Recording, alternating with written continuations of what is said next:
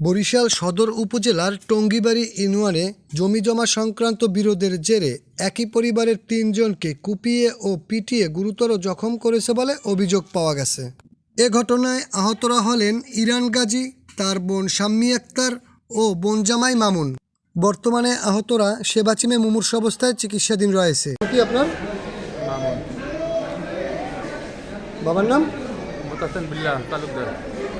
গ্রাম কোথায়? গ্রাম রামনাথপুর, থানা? মেহেন্দিগঞ্জ। কি নাম আপনার? মোহাম্মদ ইরান গাজী। বাবার নাম? মোহাম্মদ সোবান গাজী, সাহেবেরা বন্দর থানা। আপনার নাম কি? সামনে একটা শাম্মী আক্তার। স্বামীর নাম কি?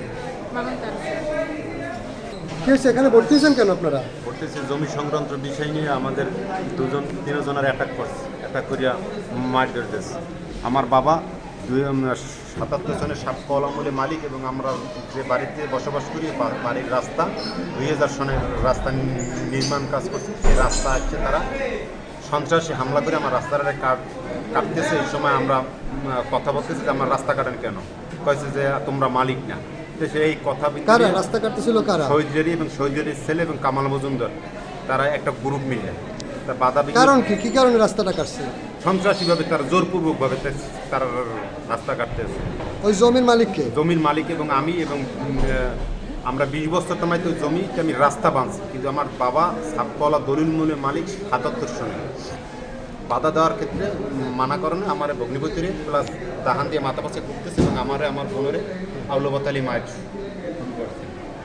এই আপনার বোন? আপনারাও মারধর করছে? এরপর আমরা শেরেবাংলা মেডিকেলে ইমার্জেন্সিতে কে কে মারছে নাম বলেন? মারছে আপাতে দিয়া সাপল আর মারছে কে কে? মারছে শহীদারি এবং শহীদারির ছেলে, তারা আর সহযোগী ছিল কামাল মজুমদারের ভাই সহ। তারপর এর আগেও কি বিরোধ ছিল?